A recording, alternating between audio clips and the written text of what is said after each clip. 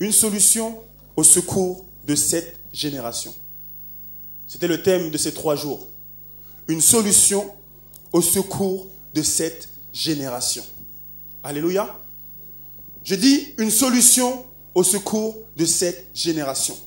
La première chose, la première question que nous devrions nous poser, pourquoi une solution au secours de cette génération? Est-ce que notre génération a un mal? Est-ce que notre génération a un problème? Est-ce que notre génération souffre des maux quelconques? Est-ce que notre génération souffre de certaines douleurs? Pourquoi une solution au secours de notre génération? La Bible nous dit une chose dans le livre de 2 Timothée 3, à partir du verset numéro 1. L'apôtre Paul s'adresse à Timothée et lui dit: sache que dans les derniers temps, il y aura des moments difficiles. Car les hommes seront égoïstes, déloyaux, calomniateurs, enflés d'orgueil, emportés, aimant le plaisir plus que Dieu, irreligieux, ayant l'apparence de la piété, mais reniant ce qui en fait la force. Rebelles à leurs parents, ingrats. Alléluia. Et quand je regarde le monde d'aujourd'hui, j'ai l'impression que cette parole prophétique s'est bel et bien accomplie. Je regarde autour de moi, je vois des jeunes rebelles à leurs parents. Je vois des jeunes ingrats, déloyaux, calomniateurs, fanfarons, aimant le plaisir plus que Dieu. Cette parole de l'Écriture s'est bel et bien accomplie. C'est pourquoi un serviteur de Dieu dira: si on devait ressusciter Paul, l'apôtre Paul, on devrait encore le ressusciter. Pourquoi? Parce que si vous ressuscitez Paul et que Paul voit comment le monde de ce siècle a pris une mauvaise tournure, il aurait une crise cardiaque. Et il faudrait encore le ressusciter. Du temps de Paul, toutes ces choses-là n'existaient pas encore. C'est pourquoi il dira que ces choses arriveront dans les derniers temps. Aussi, il nous faudrait comprendre que si ces choses-là, nous les voyons, nous les constatons, nous les vivons à cette époque, c'est que nous sommes bel et bien dans ce dernier temps. Nous sommes dans un temps qui est très crucial. Jeune homme, je ne sais pas si tu es au courant, mais le temps dans lequel tu vis est très crucial et très primordial pour ta vie. Paul dira que Jésus-Christ est plus proche que lorsque nous avons cru. Jésus-Christ prépare et a annoncé son retour. Le Seigneur Jésus-Christ est en phase de revenir.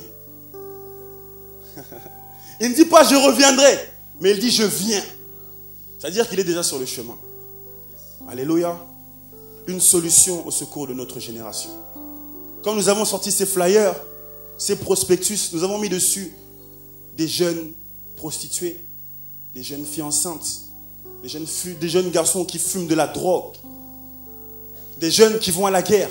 Parce que tous les maux, pratiquement de ces générations, est tourné vers les jeunes.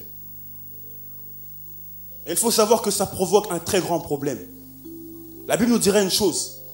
Dans le livre de Ecclésiaste 1, à partir du verset numéro 4, une génération vient, une autre s'en va, et la terre subsiste à toujours. En d'autres termes, tant que nous pouvons réguler, tant qu'une génération vient et qu'une autre s'en va, la terre peut subsister. Mais à cause de tous ces maux, notre génération est très sérieusement en péril. Cela signifie que si les jeunes de cette génération sont amenés à mourir, la terre ne pourra pas subsister. La terre ne pourra pas subsister. Alléluia. Oh, est-ce que quelqu'un est avec moi ce matin? Est-ce que quelqu'un est avec moi ce matin? Je disais donc que tous les maux sont tournés vers notre génération. Et je sais que pour la plupart d'entre vous, vous avez reçu Jésus. Et vous savez combien le Seigneur s'est inquiété pour cette terre que lui-même a créée de ses propres mains. Pour ces hommes et ces jeunes qu'il a créés lui-même de ses propres mains. Vous savez de quel amour Dieu vous a aimé en vous faisant appeler ses enfants. Et à quel prix, bien-aimé? À quel prix, bien-aimé? Comme tout le monde le sait, le slogan dit « Dieu a tant aimé le monde qu'il a donné son Fils unique ». Ce n'est pas par des choses périssables, par l'or et par l'argent que vous avez été rachetés de la vaine manière de vivre héritée de vos parents, mais par le sang précieux de Jésus-Christ. Dieu s'est inquiété des maux de la terre. Alors Dieu, qui est sur le trône, qui vit très loin des cieux, nous sépare de lui. S'il s'est inquiété, toi qui vis sur la terre, comment ne devrais-tu pas être inquiet? Comment ne devrais-tu pas te soucier pour ces jeunes qui fument de la drogue, pour ces jeunes qui se prostituent, pour ces jeunes enfants qui vont à la guerre, peut-être même dans ton pays? Comment ne devrais-tu pas te soucier?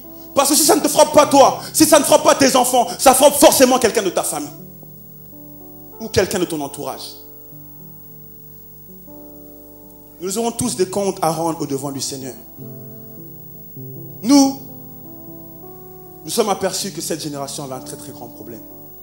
Et nous avons cherché tant bien que mal à se positionner et à répondre à cette question. Quelle pourrait être la solution pour notre génération? Alléluia. Je vous invite à ouvrir vos Bibles dans le livre de Josué, chapitre numéro 10. Très rapidement, je serai très rapide. Vu qu'on a dépassé le temps et que à notre époque, un jour dans ses parvis vaut mieux que 1000 ailleurs, certainement, mais les gens aiment tellement rentrer chez eux et ne plus passer du temps dans ses parvis. On va aller très très vite. Josué chapitre 10.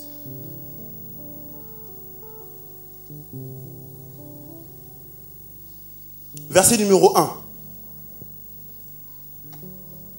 Est-ce que quelqu'un peut lire, s'il vous plaît? Mon frère Jamal, est-ce que tu peux lire, s'il te plaît? Frère Jean, tu es prêt?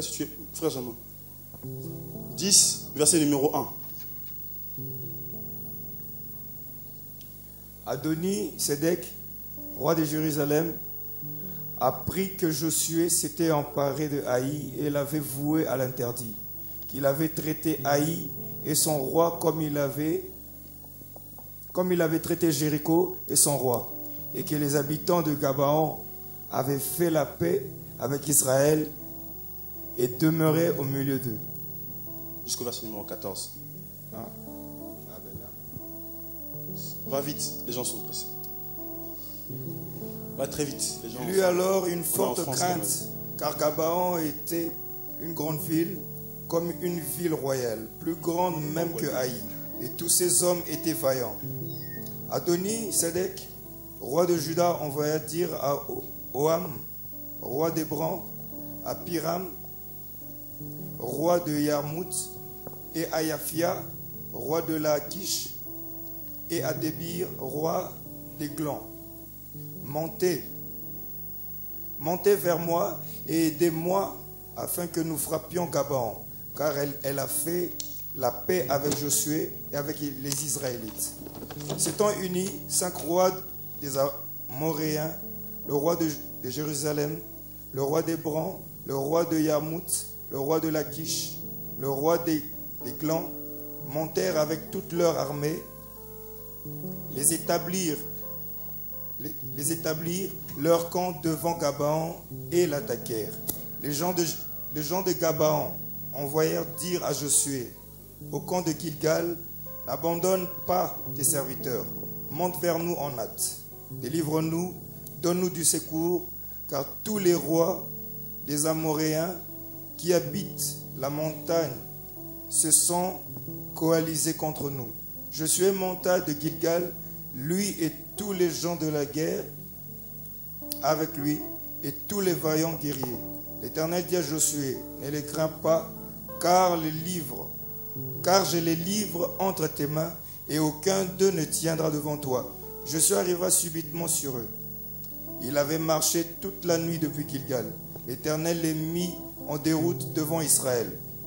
Il leur porta un coup décisif à Gabaon, les poursuivit sur le chemin qui monte à Beth-Horon et les battit jusqu'à Azekah et à Makeda.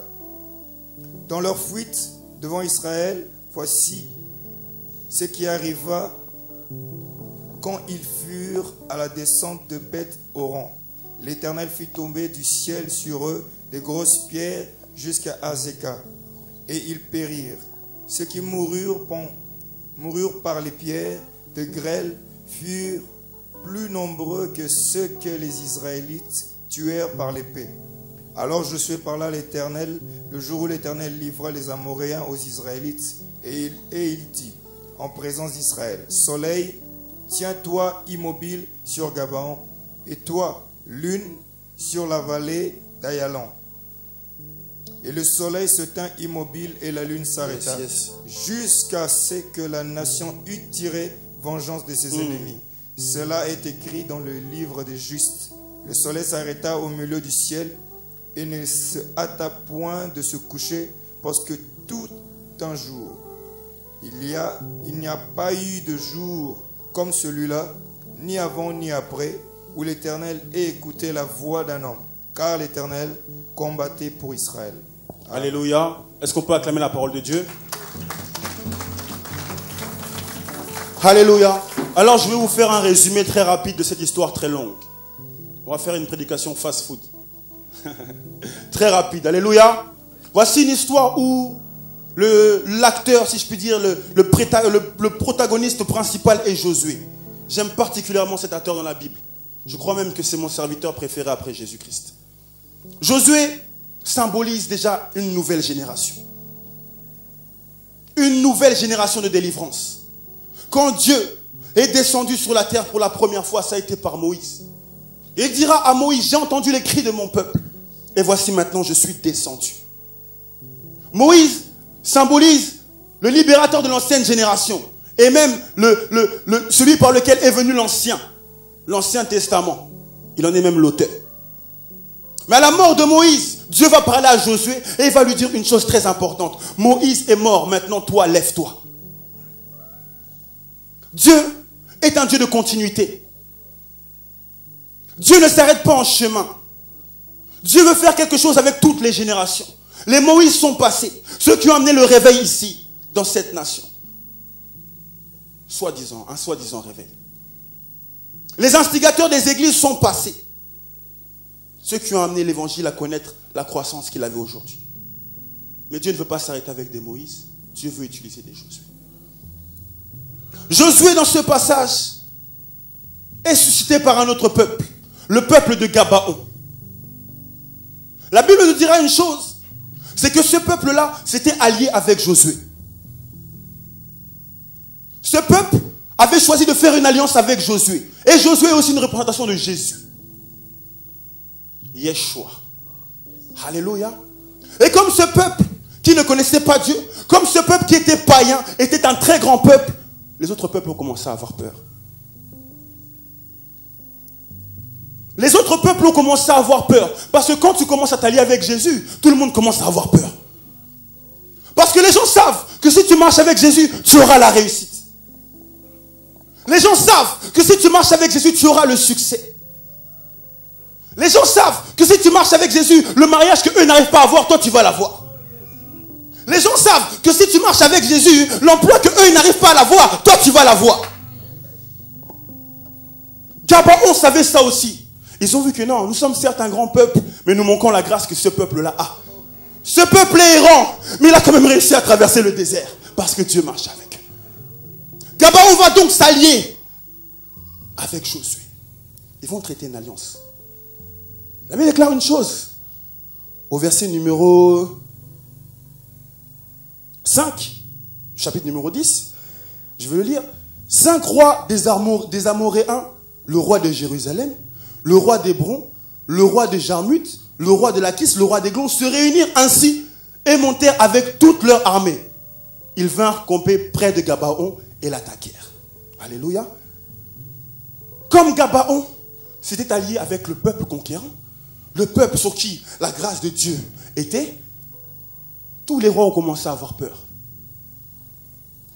Et eux aussi se sont alliés pour combattre ce peuple qui avait fait une alliance avec le véritable peuple. Jeune homme, jeune fille, laisse-moi te dire une chose. Quand tu commences à faire une alliance avec Jésus, ne t'attends pas que les autres commencent à venir te combattre. Ne t'attends pas que les soucis viennent te combattre. La Bible déclare que ces peuples les combattaient tous, avec toute leur force. Ne t'attends pas que les problèmes viennent et commencent à t'attaquer. Ne t'étonne pas. Oh, pourquoi moi, ma famille n'est pas sauvée? Oh, pourquoi moi ceci? Pourquoi moi c'est là, nous sommes sauvés par espérance, dit la Bible. Beaucoup perdent leur espérance comme ça. Or que Dieu veut utiliser cette génération. Alléluia. Et ce peuple effronté, ces rois effrontés, ces 5 rois, vont aller faire la guerre avec le peuple d'Israël. Très grosse erreur. Comment voulais-tu combattre ceux avec qui Dieu était? Le véritable Dieu. Parce que la Bible déclare, si Dieu est avec nous, qui sera contre nous? Très grosse erreur. Ce peuple, ou bien ces problèmes, vont aller combattre Gabaon et l'armée d'Israël. Qu'est-ce qui va se passer? Premièrement, Josué va les frapper avec l'épée. Et ça ne suffira pas. La Bible nous déclara que Dieu lui aussi va les frapper. En faisant tomber une pluie de grêle. Bien aimé, quand les problèmes te combattent, n'attends pas que Dieu lui frappe en premier. Toi, va à l'attaque et commence à frapper. Dieu viendra rajouter sa couche. Sa double peinture. Là, il y a la première couche quand tu fais de la peinture. Et il faut aussi en rajouter une couche derrière. Toi, va frapper en premier. Dieu s'occupera du reste. Oh, moi, je ne trouve jamais de travail. Je vais prier Dieu. Un jour, je vois un bien-aimé. Il m'a dit, Benito, j'ai fait 1 semaine de jeûne. Frère, ça c'est bien, ça c'est vraiment bien. Qu'est-ce que Dieu t'a dit? Il m'a dit, je vais me marier. Moi, Dieu m'a dit ça en lisant la Bible. Comment tu vas faire 1 semaine de jeûne pour des choses comme ça? C'est pas sérieux. Bien aimé, les gens attendent. Ils attendent simplement que Dieu fasse. Ils attendent simplement que Dieu agisse. Même pour leur génération, ils attendent que Dieu fasse. Quand ils voient les gens qui sont drogués, Dieu va faire. Jamais au sale. Jamais va rien au sale là. Toi d'abord commence à agir. Est-ce que vous êtes avec moi? Est-ce que quelqu'un est avec moi s'il vous plaît? Josué n'a pas attendu. On lui a dit que le peuple avec qui s'était allié. En plus ce peuple était un peuple esclave. Parce qu'ils sont alliés par ruse avec Josué. Mais Josué a eu pitié d'eux. Il a dit, comment les gens qui ont fait une alliance avec nous, on vient les attaquer? Peu importe mon frère et ma soeur, si tu étais esclave du péché, esclave de la prostitution, esclave de la drogue, quand tu t'allies avec Jésus, peu importe ton problème, il viendra te sauver. Jésus sera toujours là pour venir te sauver. Peu importe ton passé. Peu importe ton passé. Parce que la Bible nous déclare dans le livre de 2 Corinthiens 5, à partir du verset numéro 17, voici pour celui qui il est en Jésus, il est une nouvelle créature. Les choses anciennes sont passées. Tout est devenu nouveau. Peu importe ton passé, peu importe ton curriculum vitae, peu importe ton dossier chez la police municipale, peu importe tes problèmes, même si tu étais esclave de ces choses-là, le moment où tu t'allies avec Jésus-Christ, Dieu ne t'oubliera pas. Alléluia. Et ce peuple, ces 5 rois, vont être frappés premièrement par Josué, vont être frappés secondement par Dieu, mais ça ne suffira pas. Ça ne suffira pas. La Bible déclare qu'ils vont être poursuivis. Ils vont commencer à être poursuivis par l'armée d'Israël. De poursuivants, ils sont passés à poursuivis. Bien aimé, toutes ces choses qui viennent attaquer la jeunesse, si tu es en Jésus, de poursuivants vont passer en poursuivis. La drogue, qui frappe ton frère et ta soeur, si tu es en Jésus, ils vont passer de poursuivants en poursuivis. Le célibat, qui frappe ton frère et ta soeur, si tu es en Jésus, ils vont passer de poursuivants à poursuivis. Oh, l'esprit de mon ancêtre, je ne sais pas quoi, qui a régné depuis des générations et des générations. Si tu es en Jésus, ils vont passer de poursuivants en poursuivis. Josué va les poursuivre. Mais vous savez, des fois, les problèmes sont tellement intelligents, si je puis dire, intelligence de ce monde, qu'ils arrivent à nous filer entre les pattes. Josué va poursuivre ces 5 rois-là. Ils étaient venus à 5. Par un seul chemin, ils sont repartis par 7 chemins différents. Josué va les poursuivre. Et il va s'apercevoir que non, si je les poursuis simplement, comme tellement ils sont fuyards devant notre force, on ne va pas arriver à les avoir. Donc il va faire quelque chose d'exceptionnel. Il va arrêter le soleil. Jesus. Il va arrêter le soleil. Quand les problèmes t'accablent, quand les soucis de ce monde sont au pied de ta porte, laisse-moi te dire une chose. Il est temps d'arrêter le temps. Quand les problèmes sont là, quand ils te pressent, quand tu es oppressé par les soucis de ce monde, quand le bas blesse, laisse-moi te dire une chose. Il est temps d'arrêter le temps. Moi, je jouais beaucoup au basket. À chaque fois qu'on perdait, qu'on commençait à perdre, l'entraîneur nous appelait et faisait ça. Vous savez ce que ça veut dire? Temps mort. Quand tu vois qu'on est en train de perdre, il est temps d'arrêter le temps. Dieu veut que tu frappes tes problèmes jusqu'il n'en reste plus. Quand Jésus-Christ est venu dans ce monde, il a frappé les dominations et les autorités de manière sérieuse. De manière sérieuse. Il n'a pas blagué avec eux. Hein. Plus personne ne pouvait s'ériger en tant que non, moi quand Jésus est venu, moi j'ai pu échapper. Non, rien. Là, il les a tous frappés. Il les a tous livrés publiquement en spectacle. Tous ces problèmes-là, Dieu n'attend qu'une chose. Cette drogue qui ravage le dehors. Cette prostitution qui ravage le dehors. Ce chômage qui ravage le dehors. Cette inflation qui ravage le dehors. Dieu n'attend qu'une chose, que les chrétiens se lèvent et qu'ils commencent à frapper ces choses-là. Jusqu'à extermination. Jusqu'à qu'il n'y en ait plus. Un jour, Samuel envoie Saoul. Il lui dit, va frapper je ne sais plus quel peuple. Il a dit, dévoulez tous par interdit. Sans exception. Saoul a désobéi. Bien-aimé, ne désobéis pas. Tous ces problèmes qui sont dehors, ça te concerne. Parce que toi seul, tu peux apporter une solution pour cette génération. Toi seul, n'attends pas que, oh, moi j'ai voté Sarkozy. Hein. Non. Sarkozy, lui-même, comme il est là, il n'a même plus de solution, même pour son propre couple. Hein? Donc, bien-aimé, non. C'est toi que Dieu a choisi. Toi qui es en Jésus-Christ. Et je disais donc que quand ces problèmes-là te filent entre les pattes, quand tu n'arrives pas à saisir ta destinée, quand tu n'arrives pas à vaincre, il est temps d'arrêter le temps. C'est un message pour toi. Il est temps d'arrêter le temps. Et vous remarquerez que même si vous prenez la définition du mot génération, on vous dira que la génération, c'est une catégorie de personnes qui vivent presque dans le même temps. Qui sont catégorisées par des codes, des courants de pensée, des modes de vie, des styles. En 70, on était génération, je ne sais pas, yéyé. En 2008, on est génération tectonique. Oh, qui a dit amen? Jesus. Donc, chaque génération vient avec quelque chose de frais. Chaque génération vient avec un style. Comme on dit, chaque chose en son temps. À chaque fois qu'il y a un nouveau temps, il y a quelque chose de nouveau. Alléluia. Soi-disant nouveau, je dirais. Parce qu'il n'y a rien de nouveau sous le soleil. Les gens croient qu'ils peuvent amener quelque chose de nouveau dans ce monde. Personne ne pourra amener quelque chose de nouveau de ce monde si ce n'est ceux qui sont nés en Jésus-Christ. Parce qu'il n'y a rien de nouveau sous le soleil. Mais moi qui suis en Jésus-Christ, je ne suis pas sous le soleil parce que ma vie est cachée dans les lieux célestes. Donc moi qui suis en Jésus-Christ, je peux amener quelque chose qui n'a jamais été fait. Je peux amener une révolution qui n'a jamais été apportée. Comme les Luther, les Martin Luther King, ces gens-là n'étaient pas sous le soleil. Leur vie était avec Dieu dans les lieux célestes. Oh Jesus!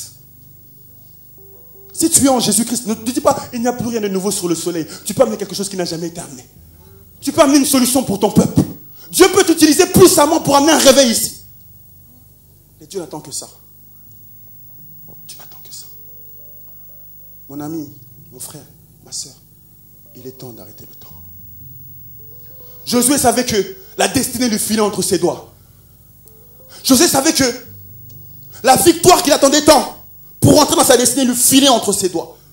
Il a dit non, je vais arrêter le soleil. Ça ne s'est jamais fait. Mais celui qui est en moi est plus fort que celui qui est dans ce monde. Il a arrêté le soleil.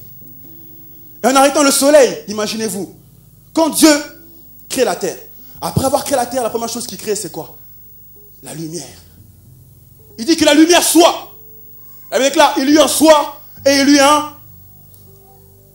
La Bible dit il y eut un soir et il y eut un. Ce fut le premier jour. Du moment qu'il y a des soirs et qu'il y a des matins, il y a des jours. Mais si le soleil reste là, il n'y aura plus de jour. Le jour s'est arrêté. Même si ta montre continue à avancer, laisse-moi te dire que tu ne seras pas à l'heure.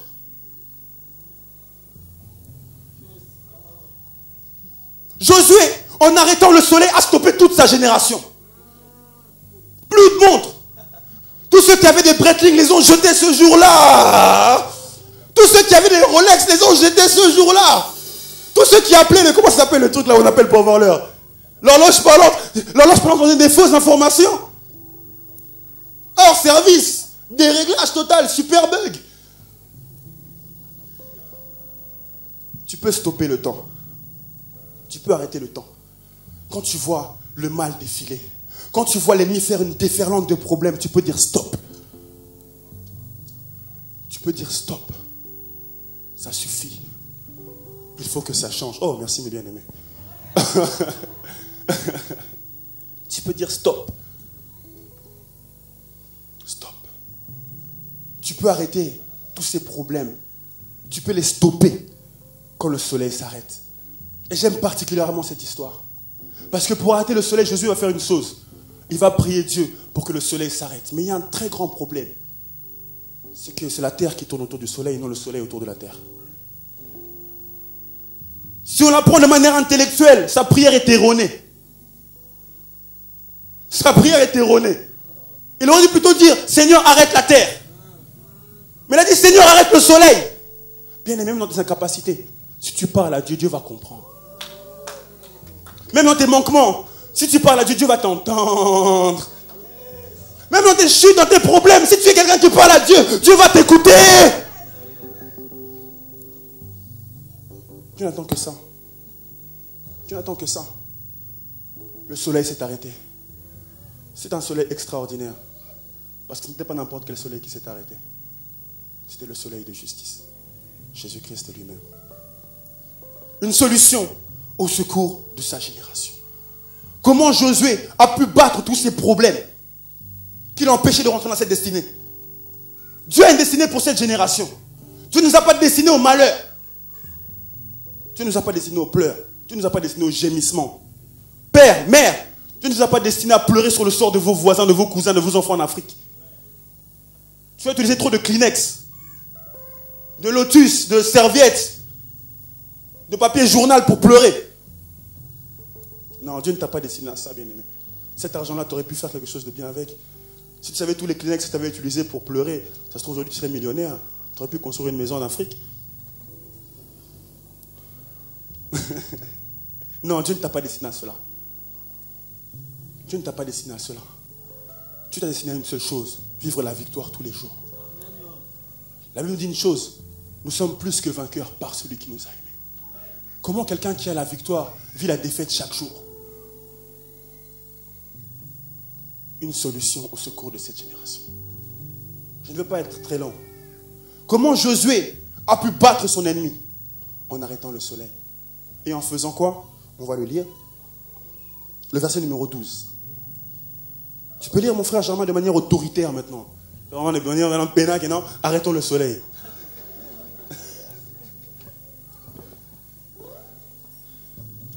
Alors Josué parla à l'Éternel, le jour où l'Éternel livra les Amoréens aux Israélites, et il dit en présence d'Israël, Soleil, tiens-toi immobile sur Gabaon, et toi lune, sur la vallée d'Ayalon. Arrête-toi là.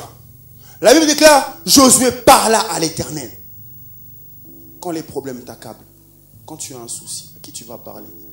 Quand tu t'embrouilles avec ton frère, à qui tu vas parler? À ta femme le soir sur la couche? Ah, tu sais, mon diacre, j'arrive hier, il m'a dit quelque chose, vraiment, chérie, ça m'a fâché. Où est-ce que tu parles à Dieu? Ou femme, est-ce que tu vas parler à ton mari? Ah, tu sais, pasteur Fernand, hier, il m'a dit quelque chose, ça m'a fâché. Où est-ce que tu parles à Dieu? Trop de chrétiens sont comme ça, même dans l'église. Ils ont un problème, la première personne à qui vont parler, leur femme, leur mari, leur voisin, leur tantine, leur cousine. Josué avait un problème. Il voulait entrer dans sa destinée. Laisse-moi te dire que tous ces gens à qui tu peux parler ne pourront rien faire pour toi. Aucun de ces personnes ne pourront arrêter le soleil pour toi. Si tu as choisi de parler à ton mari pour calomnier, de parler à ta femme pour calomnier, Dieu te bénisse. Mais ils ne pourront rien faire pour toi. Surtout si tu parles de serviteur de Dieu. Non, Josué a fait une chose, il a parlé à Dieu. Là, il nous dit une chose, dans le psaume 14, verset numéro 2. Dieu regarde du haut des cieux pour voir s'il y a quelqu'un qui soit intelligent, qu'il le cherche. L'intelligence, ce n'est pas connaître le théorème de Pythagore par cœur. L'intelligence définie par Dieu, c'est le chercher. La personne qui est dans des problèmes et qui cherche Dieu, cette personne-là est intelligente. Parce qu'il sait qu'aucun des profs des mathématiques, aucun des docteurs n'aura une solution pour lui, mais seul Jésus-Christ aura une solution pour lui. Voilà la véritable intelligence. Parler à Dieu. Et je bénis, je ne vais même pas rentrer dans les détails parce que tout a été dit ici. Pour parler à Dieu, ce n'est pas une chose comme ça. Il faut la sanctification. Il faut la sanctification. Tu peux venir des jours, des nuits ici à l'église. Si tu ne te sanctifies pas, tu ne te mets pas de plus en plus à part. Ta parole va s'arrêter au premier ciel. Elle ne montera pas jusqu'à là-haut, jusqu'à la coupe des délivrances. Non. Jeunes qui êtes là, sachez que Dieu vous appelle à remplir cette assemblée. Même pas remplir cette assemblée, à amener des grandes conversions. Dieu veut vous utiliser. Dieu veut vous utiliser comme il a utilisé David, comme il a utilisé Jérémie. Il veut utiliser tout le monde. Et parents, vous aussi, sachez que Dieu veut utiliser vos enfants. Vous-même, vous pouvez être un obstacle à la destinée que Dieu a pour vos enfants. La Bible déclare, parents, enseignez vos enfants selon le Seigneur. Comment, quand il y a des réunions de prière, tes enfants ne sont pas là?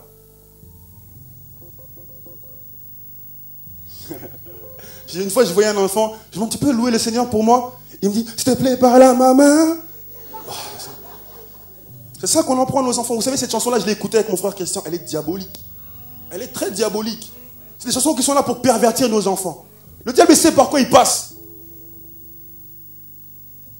Le diable sait par quoi il passe. Nous sommes dans une génération où le diable passe par les médias. La puissance de la franc-maçonnerie est arrivée à un autre niveau. Les Illuminati commencent à gouverner ce monde. Mais vos enfants, au lieu de louer le Seigneur, vas-y par là, maman. Alors que eux, demain, sont appelés à amener une révolution dans ce pays. Jeune homme, jeune fille, peu importe ton âge, que tu aies 10 ans ou Dieu peut utiliser tout le monde. La valeur n'attend pas le nombre des années.